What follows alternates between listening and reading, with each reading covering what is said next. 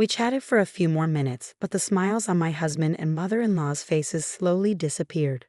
"Laura, are you okay?" my husband asked, his tone shifting. "What?" I replied, caught off guard. "Never mind," I added quickly, brushing it off. But I could sense my husband's impatience. It felt like he was up to something. Just then, my mother-in-law abruptly stood up, clutching her stomach. "Ouch! Oh no," she exclaimed, rushing to the bathroom. "Mom, what's happening? Are you okay?" my husband called out, alarmed. "Why is my stomach hurting so much?" "This can't be. Laura, did you switch the tea?" she demanded. "I did," I admitted. "I switched it with your mother." "Why on earth would you do that?" My husband cut me off. "What's the problem if I did?" I retorted. "My name is Laura. I'm a 30-year-old office worker, and I've been married to my husband Joshua for 2 years. We met through work. He joined the company mid-career from a client I was managing. At first, he struggled to adjust to the new environment, but the next time I saw him, he had adapted remarkably well. I thought he was a clever man. As we spent more time together, we grew closer, going on dates and sharing meals. Eventually, he confessed his feelings, and we began dating officially. Our relationship progressed smoothly, and soon after, he proposed and we got married. In the beginning, our newlywed life felt perfect. Joshua isn't much of a cook, so I took charge of the kitchen, while he handled the cleaning and laundry. He even took out the trash without needing to be asked, something I really appreciated. But lately, something has changed in him. His attitude toward me has shifted. He used to follow me everywhere, craving my attention like a puppy. I often had to remind him to be patient, but now, that eagerness has vanished. The sweet tone he once used has been replaced with a distant coolness. "What's for dinner?" he asked one evening, his voice devoid of enthusiasm. "Hamburgers, your favorite," I replied. "Okay," was all he said, barely acknowledging my effort. It stung. I'd gone out of my way to make something he loves, and yet his reaction was so indifferent. He used to be so affectionate. I wonder if he'll ever be that way with me again. It's not just Joshua that's been troubling me. My mother-in-law has been a source of stress since the start of our marriage. "Laura, why didn't you prepare any snacks?" she once complained. "I'm sorry, but you dropped by unannounced," I explained. "Still, you should always be prepared," she snapped back, always finding fault with me. No, that can't be. Up until recently, my husband had always defended me, standing up to my mother-in-law whenever she criticized me. But now, he started to join her in picking on me. "I really don't think Laura is considerate, do you?" he asked her one day. "It's a wife's duty to always be prepared when my mother comes over," she chimed in. "If you keep this up, you never know when I might leave you," he added, threatening divorce in a way that felt so unlike him. His change in behavior left me feeling hurt and confused. I still wanted to believe in him, but sadness weighed heavily on me. Then, one weekend, something strange happened. My mother-in-law came to visit, bringing with her an expensive-looking tea and some sweets. She seemed unusually cheerful as she offered them to me. "I went out of my way to find the finest tea today. Let's enjoy it together," she said with an unusually warm smile. There was something off about her sudden kindness, but I couldn't quite figure out what. My husband then offered to make the tea himself, which was odd given that he'd been so demanding of me lately. "Thank you, Mother. I'll make the tea today," he said, surprising me. Usually, he would have ordered me to hurry up and prepare the table for his mother. So why was he being so nice today? I couldn't shake the uneasy feeling growing inside me. He handed me a cup of tea with a grin, and my mother-in-law leaned in to inhale its aroma. "Wow, it smells amazing," she said, her nose almost touching the cup. I hesitated and sniffed my tea. It smelled like regular tea, but something seemed off. There were tiny bubbles floating on the surface, definitely not normal. This isn't right, I thought. I shouldn't drink this. But what can I do? How can I swap this tea without them noticing? Then an idea struck me. "Mother-in-law, your favorite Korean singer was on a music show the other night. I recorded it for you if you'd like to watch." Her eyes lit up. "Oh, really? I'd love to see it. I'll watch it right away." As she reached for the remote control, I turned to my husband. "Didn't you prepare any snacks? You made the tea, but forgot the snacks." He bristled at the suggestion. He hated being told he had overlooked something. "I was just about to do that," he muttered, heading to the kitchen to grab plates and snacks. Seizing the opportunity, I quickly swapped my tea with my mother-in-law's. They returned to the table, none the wiser. "Well, let's enjoy this fine tea, shall we?" my mother-in-law said, lifting her cup. "Yes, it's a special one," my husband added. They both sipped their tea, eyes fixed on me as I cautiously tasted mine. "It definitely has a different flavor," I remarked. My husband and mother-in-law exchanged knowing grins. "I know, right? It's unique," she said, laughing. "Yeah, it's delicious," my husband added, their laughter filling the room. They seemed so pleased with themselves, clearly expecting a reaction from me. I could only think, they must have put something in this tea. But I smiled and said, "Yes, it's very good," before finishing my cup. Their grins remained, but as the minutes passed, their smiles began to wane. "Laura, are you feeling okay?" my husband asked, his tone more urgent now. "What?" I responded, feigning ignorance. "Nothing, never mind," I said, watching his impatience grow. He must have planned something, but then suddenly my mother-in-law shot up from her seat, clutching her stomach. "Ouch! Oh," she cried out, rushing to the bathroom. "Mom, what's wrong? Why is my stomach hurting so much?" "Oh no, no way," my husband stammered, panic creeping into his voice. "Laura, you didn't switch the tea, did you?" "I switched mine with your mother's," I said, watching the color drain from my husband's face. "What? Why would you do that?" he asked, panic evident in his voice. "Why not? Was there something wrong with the tea you served me? Does that mean you put something harmful in it?" He stammered, "No, it's just that." "Tell me the truth, or you won't be able to handle what's happening to your mother right now. This could be serious." Realizing he had no other choice, he confessed, "I put a large amount of powdered laxative in your tea." My eyes widened in shock. "Are you out of your mind? Of course, she have an upset stomach, and in large quantities it could be dangerous, even fatal." His face turned ashen. "Really? Oh no? Call an ambulance." Without hesitation, I dialed emergency services, and soon my mother-in-law was being rushed to the hospital, my husband frantic as he followed her out the door. Once they were gone, I took the tea he had laced with laxatives and carefully poured it into a water bottle. I knew I needed to keep it as evidence. "I'll take this to the police and file a report," I decided. While my husband and mother-in-law were at the hospital, I packed up my belongings, knowing it was time to leave this toxic situation behind. I called my parents and asked them to help me move my belongings. Once everything was packed up, I headed to their house. Shortly after arriving, my phone rang. It was my husband.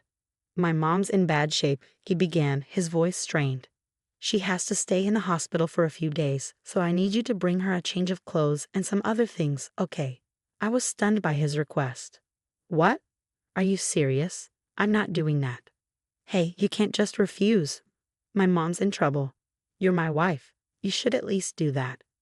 "I can't do this anymore," I said firmly. "I'm divorcing you." He was silent for a moment before responding, "Divorce? I see. If you're insisting on a divorce, then I guess I have no choice. But since you're the one asking for it, don't expect a share of our property." I couldn't believe what I was hearing. "What are you talking about? This is on you. You're the reason I'm filing for divorce, and I'll take what's rightfully mine." "Don't be ridiculous. You won't get a dime from me. The divorce was your idea. This isn't my fault." His words made my skin crawl.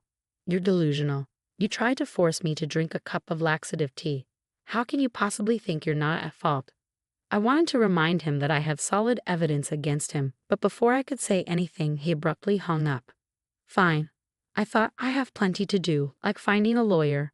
I'll deal with him later." In the days that followed, my husband bombarded me with messages, demanding to know why I'd taken all my belongings and accusing me of abandoning the house. He even complained that the place was falling apart without me to do the chores. "Didn't you say you wanted a divorce?" I texted back. "You'll have to take care of the house on your own once it's finalized." I had so many things I wanted to say to him, but I held back until I had secured a lawyer. Then, not long after my mother-in-law was discharged from a hospital, my husband and his parents showed up at my parents' house. Their expressions were grim. "Divorce is out of the question," my husband announced arrogantly, "but I'll comply if I must. You didn't even visit my mom in the hospital after what happened, and then you just left, taking all your things. How can I stay married to someone like that?" My mother-in-law shot me a nasty look, and it was clear they only told their side of the story to my father-in-law, who seemed to believe them. Laura, my father-in-law began, I think you're being a little selfish. I almost laughed at the irony. My father-in-law was the only sane person in that family, and I knew he would see things differently if he heard the whole story. I took out my phone and played an audio clip for everyone to hear. I had actually planted a large amount of powdered laxative in Laura's tea, my husband's voice confessed. The room fell silent as the gravity of the evidence sank in. My husband and mother-in-law's faces drained of color, their earlier bravado evaporating. How did that conversation come about? My husband stammered, realizing he had unwittingly sealed his own fate. Father, I began, turning to my father-in-law. I felt I was in danger. I quickly switched my tea with my mother-in-law's. Moments later, she started suffering from stomach pains. She has always bullied me, and though Joshua used to defend me, recently, they've been ganging up on me. This time, he crossed the line. My father-in-law's face turned crimson with anger as he glared at my husband and mother-in-law. Joshua, what's going on? Were you really bullying her too? Caught off guard, they both struggled to explain themselves. No, wait, Dad, it was just a joke, my husband stammered. Laura wasn't feeling well, so I thought it'd be funny to mess with her tea. It was just a harmless prank. I wasn't bullying her. And I was just playing around, my mother-in-law chimed in. It wasn't bullying. My father-in-law wasn't buying it. Whether you think it's a joke or not, this kind of behavior is unacceptable. Do you really think you can get away with this? I took a deep breath, knowing I had one more card to play. This explains why Joshua's been so terrible to me, I said, reaching into my bag and pulling out an envelope. I spread its contents, photographs, across the table. My husband's face turned even paler as he recognized the images. Did you think I wouldn't find out? I continued, my voice steady. Your behavior was so suspicious that I hired a private investigator. I didn't want to believe you were having an affair, but the evidence speaks for itself. You were probably hoping to push me into asking for a divorce first, weren't you? My husband was sweating now, visibly shaken. He knew I had him cornered. I reached into my bag once more and produced the divorce papers, placing them in front of him. No matter how foolish you are, you must realize that in this situation you have no advantage. Sign these, and maybe we can avoid making this even messier. He stared at the papers, his hands trembling, as the reality of his situation finally set in. Of course, I'll be seeking alimony, and I expect a fair share of the property. And just so you know, I'll be reporting you for assault for planting the laxative, I said, my voice steady. My husband's eyes widened in panic. The police? Wait, don't you feel any sympathy for Joshua? Sympathy? For what? I retorted. It's not just Joshua who's at fault. You're just as guilty, mother-in-law. He was working with you. Wait a minute. Why should I be arrested? It was Joshua who put the laxative in the tea, she protested. Mom, you were part of the scheme. Don't try to shift the blame entirely onto him. What? You think I helped because you found a new potential husband, she shot back. As my husband and mother-in-law began arguing, neither willing to take responsibility, my father-in-law finally had enough. Enough, he bellowed. You both committed a crime. Take responsibility for your actions, and Joshua, you need to own up to the affair. You're to pay Laura the alimony she deserves, and she will get her share of the property. The force of my father-in-law's anger left my husband and mother-in-law stunned. I was relieved he stepped in because my own father was on the verge of losing his temper as well. Let's handle the rest through the lawyers, I said. Get these divorce papers signed immediately. My husband hesitated, but after another round of yelling from my father-in-law, he begrudgingly signed the documents. I'm truly sorry for the trouble my son and my wife have caused you, my father-in-law said, offering his apology as he took my husband and mother-in-law home.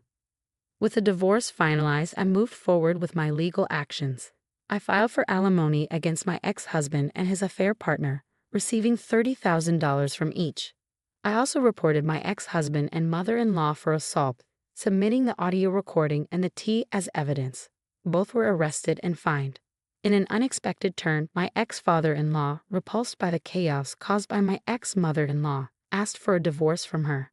She ended up having to fend for herself, working part-time at a low-paying job to cover the fines.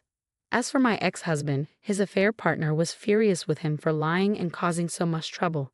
After a heated confrontation, she demanded alimony. He ended up borrowing money from a consumer loan to pay her off in one lump sum. Soon after, she disappeared, leaving him with a massive debt. In the end, my ex-husband found himself abandoned by both me and his affair partner, burdened with debt and facing the consequences of his actions. It was a fitting outcome for his betrayal. On the bright side, I achieved what I set out to do. I secured my fair share of the property and am now living comfortably on my own in a new apartment. I've been working hard and recently received a well-deserved promotion. To celebrate, I'm planning a trip with friends or perhaps with my parents.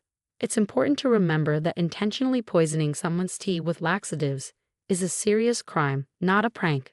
My husband and mother-in-law's actions were far from harmless, and they deserve to face the consequences for their actions. Thankfully, my father-in-law proved to be a decent person who understood my situation, which was a small comfort amidst the chaos.